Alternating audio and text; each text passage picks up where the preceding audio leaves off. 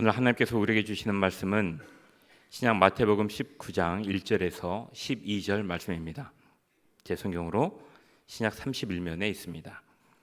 마태복음 19장 1절에서 12절 말씀을 한 절씩 교독하겠습니다. 예수께서 이 말씀을 마치시고 갈릴리를 떠나 요단강 건너 유대 지경에 이르시니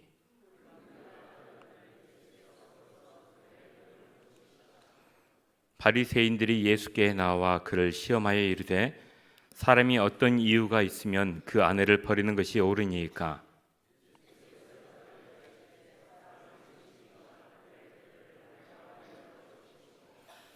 말씀하시기를 그러므로 사람이 그 부모를 떠나서 아내에게 합하여 그 둘이 한 몸이 될지니라 하신 것을 읽지 못하였느냐?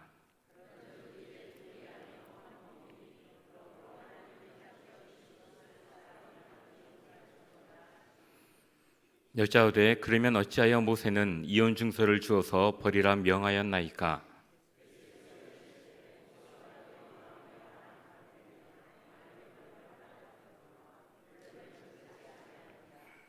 내가 너희에게 말하노니 누구든지 음행한 이유 외에 아내를 버리고 다른 데 장가드는 자는 간음함이니라.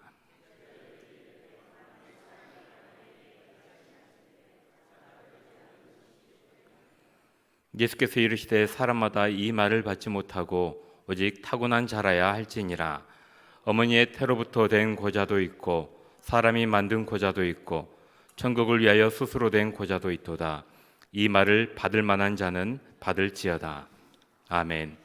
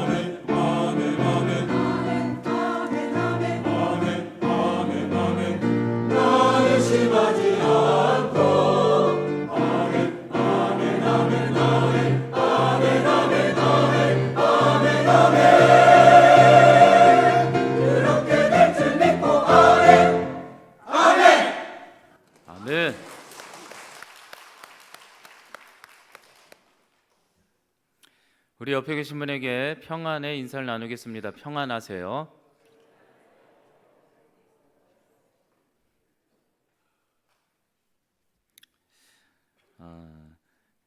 동일한 광고를 드리겠습니다. 9월 29일이 선포주일 새생명축제의 시작입니다. 또 그날 저녁에 동성가족 찬양제가 있습니다. 많은 분들이 참여하셔서 기쁨의 시작이 되는 또 2024년 후반기 사역이 되었으면 좋겠습니다. 11월 17일은 새생명축제입니다. 제가 여러 번 강조하는 것은요, 그만큼 중요하기 때문에 다시 한번 얘기 드리는 거거든요. 함께 동참해 갔으면 좋겠습니다. 하나님께도 다시 한번 우리 인사를 드립시다. 하나님, 제가 여기에 와 있습니다. 저에게 찾아와 주세요. 준비 시작. 하나님, 제가 여기에 와 있습니다. 저에게 찾아와 주세요. 아멘. 기도하겠습니다. 하나님, 동성애 식구들 주님 앞에 와 기도합니다. 참 신기하게도 우리가 살아계신 하나님을 알고 또 예수 그리스도의 사역과 주님이 우리를 사랑하는 것, 우리를 구원하고 우리를 부르신 것을 하나님 믿게 되는 것, 하나님 어느 면에선 놀라운 기적입니다. 하나님 믿을 수 있다는 것은 하나님의 자녀의 증표입니다. 그런 감격과 기적 하나님 누리며 살아가는 우리 동성애 식구들 되게 하여 주시옵소서. 하나님이 나를 사랑하는구나, 주께서 나를 사랑하는구나, 그 감격 속에서 살아가는 오늘이 되게 하여 주시옵소서. 주여, 이곳에 인생의 아픔이 있습니까? 인생의 즐거움이 있습니까? 아픔을 주님 앞에 토로하며 주님의 음성을 듣기 위해 오신 분들도 있고, 하나님 기쁨을 나누며 주님의 영광을 위해 살기 위해 이곳에 오신 분들도 있습니다. 주님의 음성이 들리게 하여 주셔서 이 말씀 때문에 살아계신 하나님의 말씀으로 인하여 인생을 더욱더 풍성하게 누리는 동성애 식구들이 되게 하여 주시옵소서. 예수님의 이름으로 기도하옵나이다. 아멘.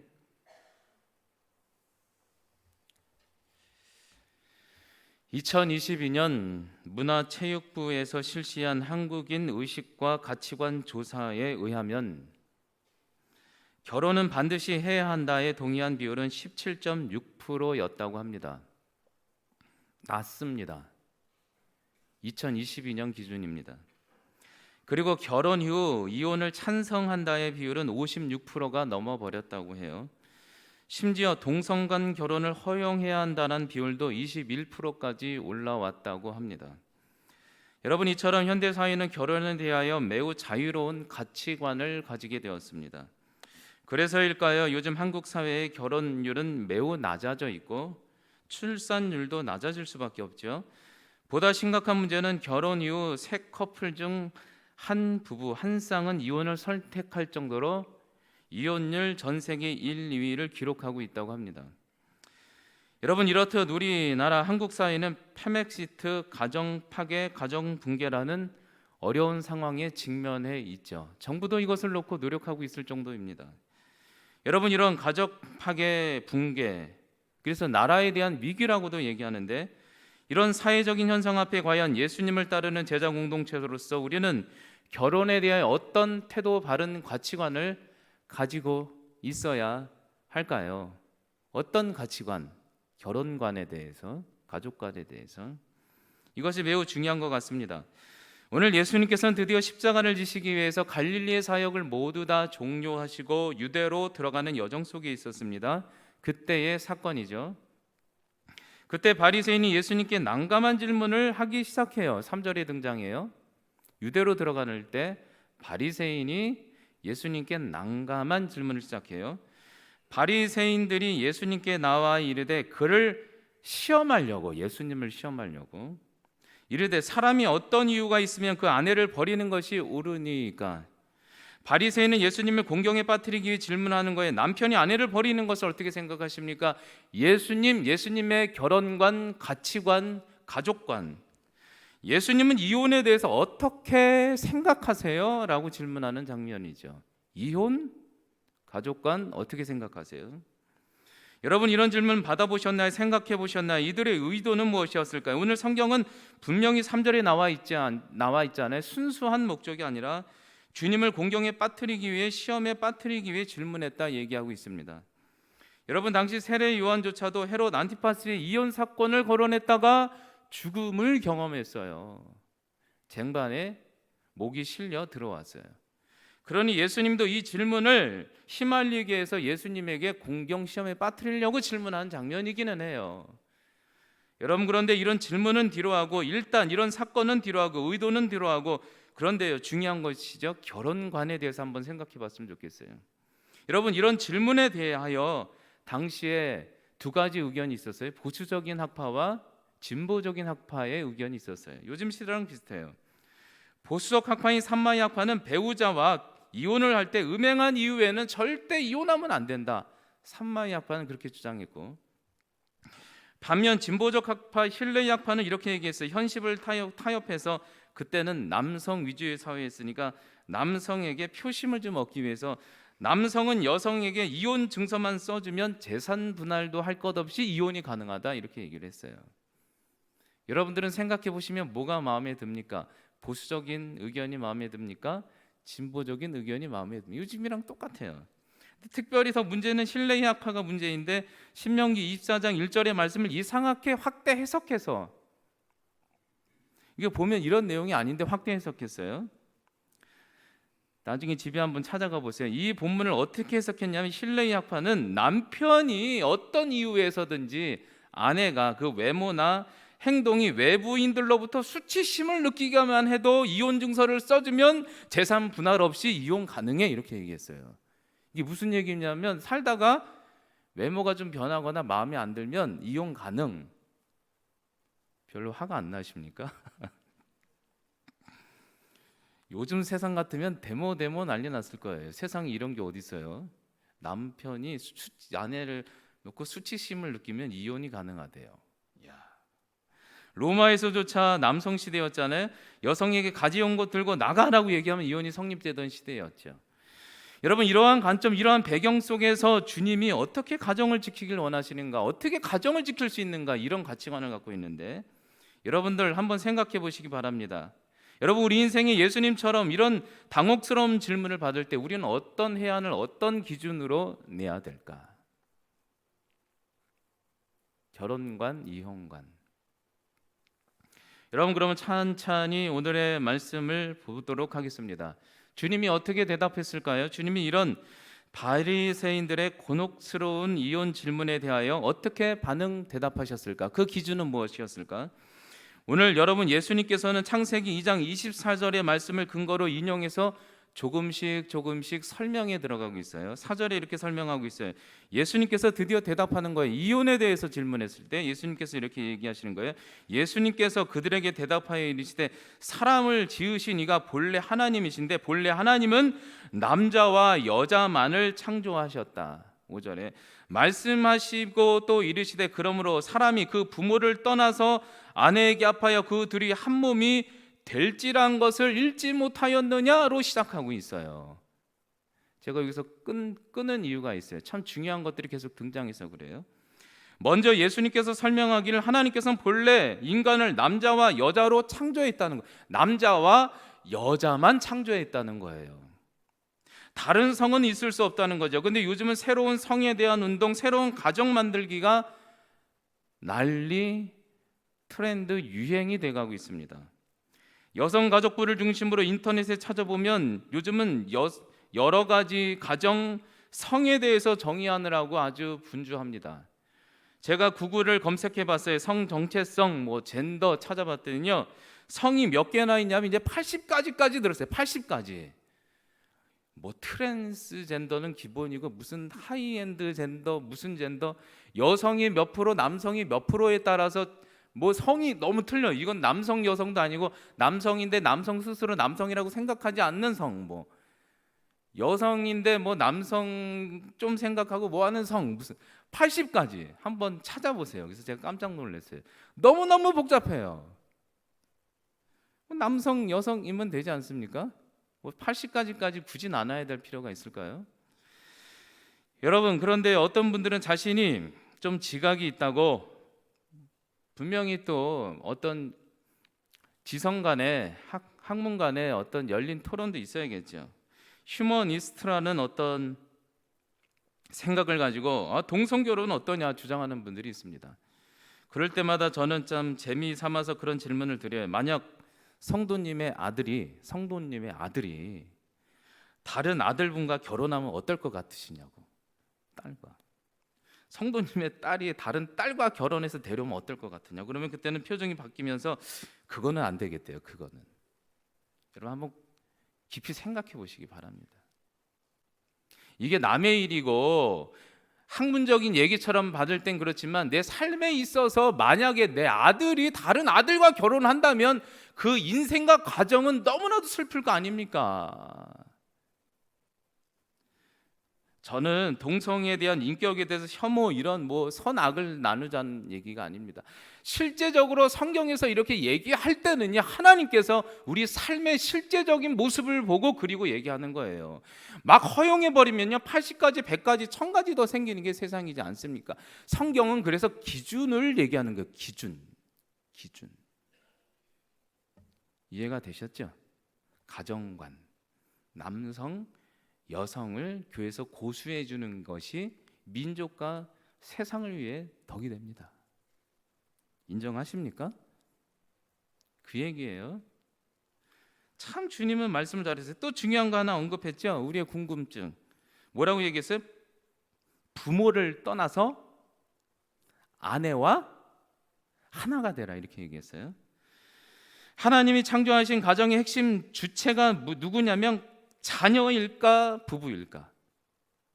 말씀대로라면 별로 인정하고 싶지 않습니까? 부부라는 거예요. 부부. 이런 부부가 있어, 이런 부모분들이 있어요. 저한테 얘기하기를 우리는 예전에 농경사회였기 때문에 이해는 좀 해요. 근데 이렇게 쪼겠지만 이거 예수님이 얘기하신 겁니다. 창세기부터 이거 예수님께서 상담 얘기가 아니고 자녀가 하나밖에 없는데 그렇게 고생해서 키웠는데 자녀가 배우자보다 부모를 더 챙기는 게 효 아니냐 이렇게 얘기하시는 분이 있어요. 효는 다 해야죠. 여러분 그런데 잘 모르는 얘기입니다. 부모가 자녀를 사랑해도 자녀를 평생 책임질 수가 없습니다. 부모는 먼저 죽어야 돼요. 부모가 죽으면 자녀는 이 땅에 살아서 잘 살아야 돼요. 여기서 하나님 말한 거예요. 독립시켜라. 그래서 가정의 중심은 자녀가 아니라 부부다. 놀랍게도 가족 상담을 제가 공부하지 않았습니까? 원가족, 부부가 사이가 좋아야 되는데 사이가 좋지 않으면요, 신기한 일은요, 한쪽 부부가 한쪽 배우자를 진짜 배우자로 삼는 것이 아니라 자녀를 대리 배우자로 삼는다고 해요. 그래서 이런 가정을 뭐라고 그러냐면 역기능 가정이라고 해요. 가정의 기능이 반대가 됐다, 잘못됐다, 고장난 가정이다. 여러분 그런 일은 어떤 일이 있는지 아십니까? 자녀에게 다른 배우자에 대해 욕을 하기 시작하면 잘못한 게 있을 수 있죠. 그러면 그 자녀는 분노가 넘쳐서 그 친했던 부모와 인생이 엮이게 되고 나중에 결혼하게 되면 신기한 게 본인도 똑같은 행동을 하게 되는 거예요. 자기가 싫어했던 배우자의 모습과. 이것을 대물림이라고 그래요. 가족 체제 상담 이론에 의하면. 놀랍지 않습니까? 그래서야 자녀를 위해서도요 평생 살라고 부모 품에서 떨어뜨리는 게 그 자녀를 위한 길인 것을 명심하시기 바랍니다. 하나님 아버지가요 실수하지 말라고 아주 명확하게 창세기 2장부터 얘기한 거예요. 자녀는 거리감을 둬라. 나중에 부모님이 이제 나이 많고 못 움직이면 이제 효를 다해야겠죠. 그러나 부부끼리 잘 살아갈 수 있도록 주님 앞에 자녀를 내어 맡겨주시기 바랍니다. 별로 아멘하기 싫으십니까? 중요한 겁니다. 그래 서로 살아요. 섭섭해도 끊어줄 줄 아는 거. 여러분 그래서 결국 바리새인의 이유 질문에 주님의 최종 해답을 알고 있죠. 6절에 이렇게 얘기하고 있어요. 그런즉 이 둘이 아니요 한 몸을 이루게 되므로 그러므로 하나님이 짝지어 주신 것을 사람이 나누지 못할지라 이렇게 얘기하고 있습니다. 부부는 하나님께서 맺으셨기 때문에 절대 나뉘면 안 된다. 하나님께서 맺으신 부부는 예수님이 얘기하시기를 창세기 2장의 말씀을 이용해서 하나님 아버지의 뜻에 따라서 절대 나뉘면 안 된다. 이혼은 안 된다 얘기하고 있는 거예요. 여러분, 주님이 이 곤혹스러운 바리새인의 질문에 결론적으로 사람의 생각, 진보 보수학파를 고려한 것이 아니라 누구의 기준? 하나님 아버지 성경의 기준대로 명확하게 우리에게 제시해주고 있습니다. 성경이 인생의 기준, 살아가는 방향성, 이 성경 안에 모든 것이 다 있습니다. 여러분, 우리는 우리 인생에도 곤혹스러운 예수님처럼 질문을 받을 수도 있고 가정의 문제, 갈등이 있을 수도 있습니다. 근데 해결할 수 있는 유일한 책은 무엇이냐면, 우리가 아무리 생각이 깊고 세상의 지혜가 아무리 위대해 보여도 예수님처럼 하나님의 말씀에 근거해서 하나님이라면 이 문제를 어떤 기준을 주시며 우리에게 해결하길 원하시는가, 그렇게 그 기준대로 대답하고 살 때 우리 인생에 생명이 있고 살 줄 믿습니다. 성경이 기준입니다. 성경이. 전 참 놀라워요. 성경이 마태복음 얘기만 해도요, 삶의 여러 가지 지혜에 대해서 주님께서는 참 세세하게 우리에게 알려주십니다. 결혼관도 그렇죠. 여러분, 그렇다면 여기서 매우 중요한 질문이 있습니다. 다시 처음 질문을 떠올려 봅시다. 우리가 구체적으로 오늘 세계관, 가족에 대한 세계관, 기독교 세계관에 대해서 알아보기로 했으니까, 한국 사회가 지금 가정이 무너지고 파괴되고 있는 이 시대 안에 과연 하나님의 자녀라면 이 시대를 지키기 위한 바른 결혼관, 부부관, 가치관, 가족관은 무엇인가? 5절과 6절 말씀을 다시 한번 제가 읽어드릴게요. 말씀하시기를, 그러므로 사람이 그 부모를 떠나서 아내에게 합하여 연합하여 그 둘이 한 몸이 될지라 하신 것을 읽지 못했니? 기억해라. 그런즉 이 둘이 하나의 한 몸이니, 그러므로 하나님이 짝지어 주신 것을 사람이 절대 나누지 못할지니라. 여러분, 찬찬히 보도록 하겠습니다. 부모를 떠나서 부부가 한 몸을 이루고 연합한다는 하나님의 뜻이라고 말씀해 주셨는데, 그렇다면 부부가 연합한다는 것은 과연 무슨 의미고 우리 삶에 어떤 의로운 의미가 있을까? 여러분, 부부가 연합한다는 것은 무엇이냐면, 하나님 안에서 원어적으로는 정신적으로, 육체적으로, 영적으로 하나 되는 것이 부부가 연합한다, 이런 의미를 갖고 있어요. 짝지어주다, 이 원어가. 여러분, 생각해 봅시다. 누구도 기댈 것이 없는 것이 외로운 세상입니다. 세상이 얼마나 무서운지 몰라요. 어느 누구도 친구로 바라볼 수도 있고 내 편 되는 사람이 없어요. 안 그렇습니까? 아무도 제가 인생에 얼마나 가치 있는 인생인지 알아주는 사람이 없어요. 그래서 주님께서는 부부를 통해서 그래도 한편 되어주고 친구 되어주라고, 육체적으로 따뜻하게 삶을 나누며 정신적으로 하나님과 함께 비전을 나누며 영적으로는 하나님 한 분만을 섬기며 연합하며 섬기며 살아가고 성장하는 것을 지켜보는 것이 부부의 연합이다, 이 얘기죠. 인정하십니까? 거룩한 성장, 구현, 진정한 행복. 짝지어주다. 휴즈그니미의 원어의 뜻이 무엇이냐면, 부부가 함께 하나님 안에서 멍에를 매다예요. 멍에를 메어주다. 즉, 이것은 무엇이냐면 한 방향으로 같은 멍에를 메어주다. 아내는 남편의 부족한 것을 멍에를 메어주는 관계, 남편은 아내의 부족한 것을 멍에를 메어주라고 만난 관계가 부부라는 거죠. 그래서 결혼할 배우자를 찾을 때나 결혼한 배우자를 위해서라도 정신적, 육체, 영적으로 같은 멍에를 메어줄 배우자를 만나게 해주시고 그렇게 살아갈 수 있도록 하게 해주세요라고 얘기하는 거죠. 살다 보면 배우자의 부족한 것이 너무너무 잘 보여요. 사랑해서 결혼했는데 3년만 지나면 콩깍지가 싹 벗겨지죠. 와, 어쩜 그렇게 어쩌다 속았는지. 근데 부부의 핵심이 뭐냐면, 하나로 연합하고 멍에를 매는 것이 뭐냐면, 부족한 점을 막 비난하는 게 아니라 품어주는 게 부부라는 거죠. 여러분, 그게 부부이지 않겠습니까? 이 외로운 세상이 얼마나 세상이 무섭습니까? 여러분, 이 시대의 결혼 간의 문제가 무엇입니까? 결혼의 궁극적인 목적을 자꾸만 바꾸고 있어요. 세속적으로 실존주의를 좋아하긴 하는데 실존주의에 아주 그냥 함몰이 돼서 내 행복, 내 가치관, 웰빙이 중요해요. 저도 부부 상담을 했지만 목적이 웰빙이다 보니까 그냥 이혼을 쉽게 하라고. 그러니까 결국에는 이 나라 보십시오. 결혼도 안 하고 저출산이고 나라가 아주 그냥 기독교 가치관과 세상의 가치관의 목적이 틀려서 해석 방향이 완전히 바뀌어요. 요즘은요, 부부가 만나면 거룩한 성장을 지켜보는 게 목적이 아니라 개인적인 내 행복이 중요한 거예요. 행복. 한 번 사는 인생 그냥 이렇게 살다가 유물론적으로 썩어질 육체를 위해 이렇게 살다가 행복하게 죽으면 끝이지 생각하니까 고려 대상이 상대는 없어요. 배우자가 소장품처럼 나를 빛내줄 조건을 찾아요. 그래서 제가 이 말씀 준비하면서 인터넷을 찾아봤더니 요즘 결혼 정보회사 봤더니 육각형 배우자가 딱 앞에 떴어요. 육각형 배우자. 그랬더니 나이, 직업, 재산, 학력, 성격, 키 완벽해야 돼요. 키가 178cm의 대기업에 연봉 5천에 부모 노후. 제가 이거 듣고 와, 이거 참. 그러니 조건이 중간에 안 맞으면 이혼도 쉽죠 뭐. 여러분, 제가 생각하는 결혼은 부족한 사람끼리 만나서 서로 성장해가는 것을 보는 거, 격려해 주는 게 저는 아름답다고 생각이 돼요. 만약 요즘 같은 세상이 제가 결혼을 하려고 한다면 이 조건에 될까? 키부터 상중 하중에 여러분, 여기 많이 웃으시죠?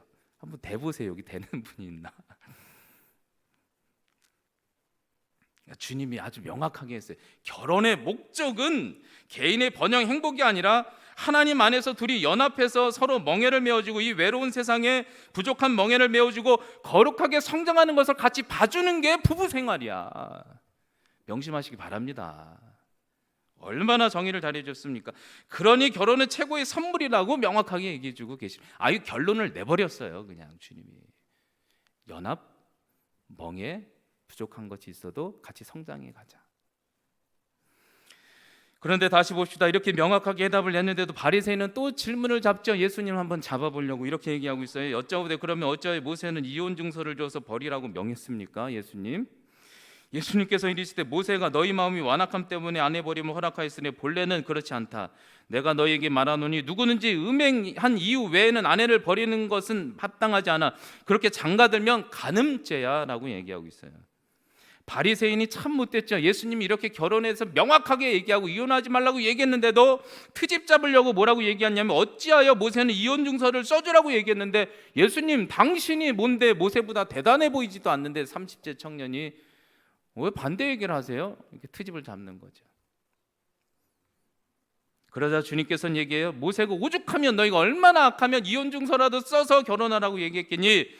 참 답답하다. 그러니 음행한 영고 외에는 불가능하다. 산마의 의견을 들어주는 것 같이 말씀하세요. 그러나 이것도 해석을 잘해야 되는 게 음행한 영고면 결혼이 가능하다.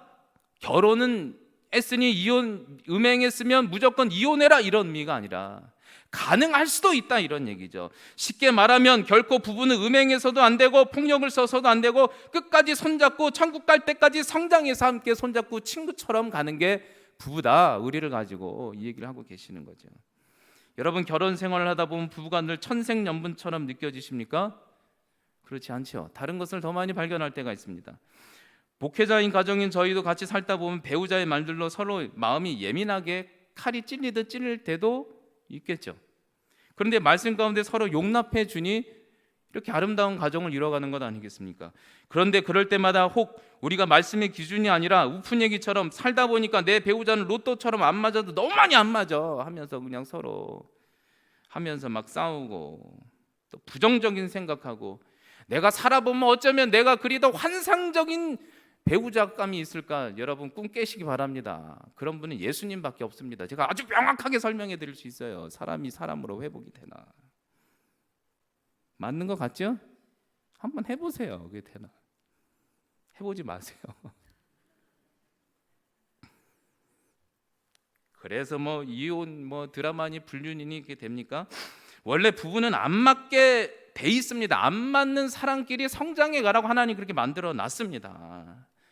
사랑에 꽁깍지가 끼니까 결혼하고 애 키워야 되니까 하나님이 단점도 아름답게 보이게 하는 거지, 가장 다른 사람을 만나게 하시는 게 하나님 뜻이에요. 그게 성장해 가라고, 맞춰가라고.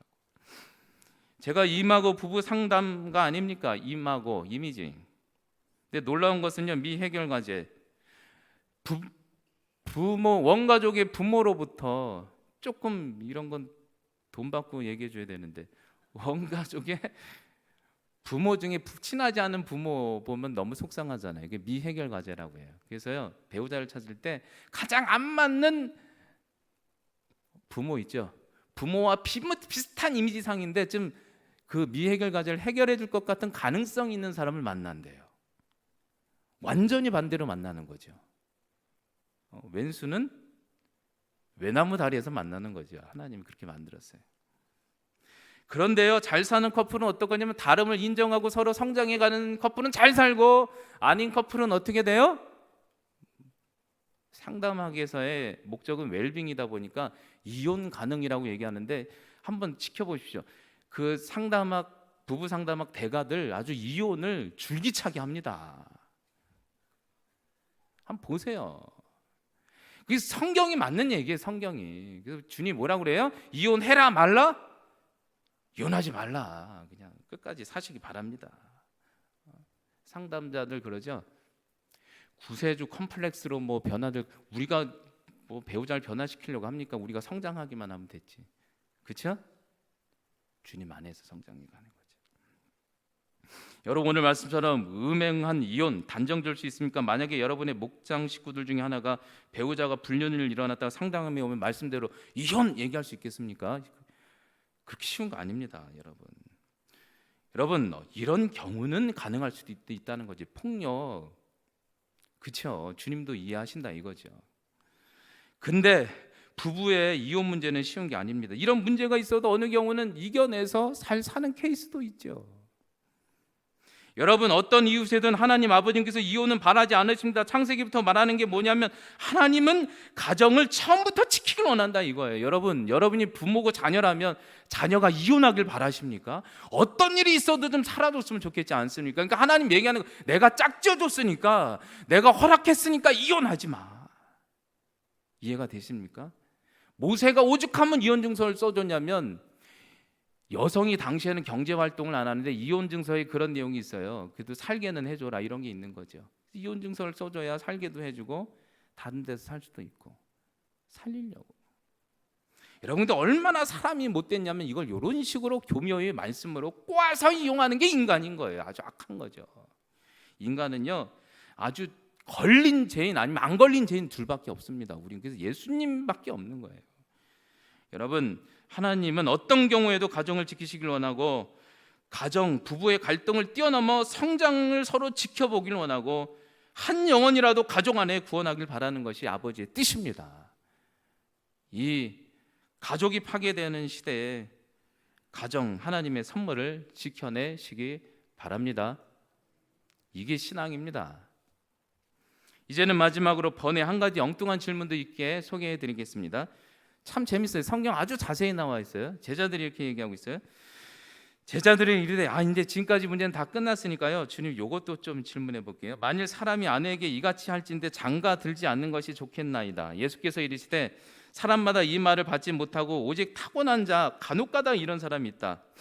사도 바울처럼 어머니 태로부터 고자된 사람이 있고 사람이 만든 고자도 있대. 천국이야 스스로 그런 사람도 사도 바울도 있을 수 있다. 이 말을 받을 만한 자만 받아라. 이 얘기는 뭐냐면 제자들이 질문하는 거예요. 주님, 결혼 너무 복잡해요. 주님이 전에도 얘기했죠. 가족을 위해서 떠나서 사는 것도 제자의 길이라고 얘기했으니까 주님, 차라리 결혼 안 하고 비혼주의로 사는 게 더 속편하지 않을까요? 속편하지 않을까요? 고생스러운데 2000년 전이나 지금이나 똑같은 고민을 하죠. 요즘 비혼주의가 막 넘쳐나요. 여러분, 요즘 어떻게 생각하십니까? 대신방 가보면 요즘 권사님들이 그냥 가정마다 저에게 늘 내놓는 기도 제목이 뭐냐면, 공부도 열심히 했는데 왜 결혼을 안 하냐고, 막 그것 때문에 골머리를 겪어요. 근데 결국 이 답을 뭐라고 주고 있어요? 고린도전서 7장 1절과 9절에도 바울도 이 예수님의 말씀을 인용하기도 했죠. 아주 특수한 경우, 미래의 바울같이 영광을 위해 혼자 독처하는 은사도 있는데, 보통 사람은 외로움에 질려 살 수밖에 없다. 한번 혼자 살아봐라. 마지막에 아프면 후회하지. 그러니까 결혼하는 것이 너희들한테 좋아, 이렇게 말씀하는 거죠. 여러분, 결혼하시기 바랍니다. 가정을 지키시기 바랍니다. 이게 하나님의 뜻이라는 거예요. 가정을 지키시기 바랍니다. 마지막으로 예수전도단에서 나온 기독교 상담과 가족 치료라는 6번째 책이 있습니다. 가족에 대해서 재미있게 설명하고 있어요.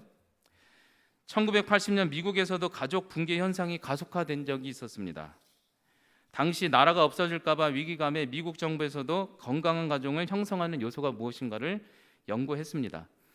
이 책에 실린 내용은 워싱턴 DC에 있는 가정연구원위원회에서 연구한 데이터의 내용을 좀 담고 있습니다. 당시 닉스틴의 조스프렌 박사님이 27개 나라의 18,000여 개의 가구를 대상으로 20년간 설문했는데 건강한 가정의 특징 6가지를 조사했습니다. 제가 이것을 읽어드리겠습니다. 건강한 가족은 이런 6가지 특징이 있대요. 첫 번째, 헌신. 행복한 가정은 저절로 이루어지는 것이 아니라고 합니다. 건강한 가정 안에는 서로를 향한 무조건적인 헌신, 사랑이 있는 가정. 두 번째, 함께하는 시간. 가족 전체가 함께하는 시간을 의도적으로 많이 가졌다고 합니다. 행복한 가정일수록 함께 재미있는 일을 하거나 휴가를 보내거나 여가를 즐기는 일을 하려고 노력했대요. 세 번째, 행복한 가정은 대화가 통했다고 합니다. 건강한 가정은 건강한 의사소통이 가능했다고 해요. 가족 구성원 서로 간에 말을 들어주고 아니더라도 자기 표현을 할 수 있도록 해주었다고 해요. 네 번째, 감사하는 표현. 서로가 서로에게 감사한다는 말, 사랑한다는 말, 칭찬, 격려, 인정, 존중을 해주었다고 해요. 심지어 갈등이 있을 때도 그 가정이 어려움이 있을 때조차 상대방을 긍정적인 모습을 계속 해줬대요. 누가 해줍니까? 가족 안에서 해줘야지. 다섯 번째, 영적인 헌신이 있는 가정. 건강한 가정은 신앙적인 목적, 영적인 결속력, 높은 세계관과 가치관을 함께 공유하면서 나누고 베풀며 열심히 살아냈다고 합니다. 여섯 번째, 스트레스와 위기 대처 능력이 있었다고 해요. 건강한 가정 안에도 실패도 있을 수도 있고 삶의 위기도 있을 수도 있고 스트레스가 있을 수도 있죠. 하지만 자기들에게 닥쳐온 위기 앞에 오히려 가족들이 흩어지는 것이 아니라 비난하는 것이 아니라 협력하고 뭉치고 기도해 줬다고 하죠. 여러분, 건강한 가정은 위기가 있고 어려움이 있을 때 오히려 하나 되고 결속력이 있도록 주님, 상대방의 멍에를 메어달라고 기도하는 가정이 하나님이 원하는 가정이라는 거죠. 여러분, 결론을 내도록 하겠습니다. 주님이 얘기하신 거예요. 결혼은 삶과 신앙에 매우 유익합니다.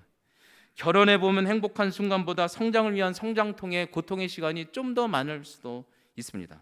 사실 내가 아닌 다른 사람, 성신, 육체, 영적으로 다른 사람과 만나고 하나 된다는 과정은 너무 고통스러운 성장의 과정일 때도 있죠. 하지만 그 많은 갈등을 거쳐가지만 그래도 10년, 20년, 30년, 40년 될 때마다 인생의 놀라운 지평을 열리게 하는 것이 가정 안에서의, 결혼 안에서의 축복입니다. 남편 아내, 자녀 하나 전도하는 것도 사명이죠. 하나님께서 원하시는 것은 절대 결혼을 좀 지켰으면 좋겠다. 가정 안에 음행과 폭력은 절대 있어서는 안 되겠다. 그렇게 아름다운 가정을 이루는 것이 아버지, 하나님 아버지의 자녀를 향한 마음이다 얘기하고 있으니까 여러분, 힘들더라도 신앙의 성장을 위해 주님을 닮아가는 여정 가운데 이 결혼의 여정을 통해 서로 성장해가는 모습을 지켜보는 동성애 식구들이 되었으면 좋겠습니다. 기도하겠습니다. 하나님 아버지, 오늘은 주님께서 말씀하여 주셨습니다. 예수님 믿는 가정, 하나님이 맺어주신 가정, 하나님 아버지가 우리를 바라보는 가정, 이혼은 절대 안 된다. 음행한 영고에는 웬만하면 안 된다. 음행도 하지 말아라. 설령 용서할 수 있으면 용서하고 같이 성장하기를 바란다. 주님께서 주신 마음입니다. 인생이 너무 외롭고 아픔도 있기에 정령 복음을 아닌 이상에는 결혼하는 것이 너의 삶에 너무나도 복된 것이다. 부모 되신 하나님께서 이렇게 얘기하고 계십니다. 이 말씀 기억하며 세속의 헛된 진리에 속지 않게 하여 주시고, 아버지 하나님, 이 말씀대로 살아서 인생의 행복한 성장과 보람이 있게 하여 주시옵소서. 예수님의 이름으로 기도하옵나이다. 아멘.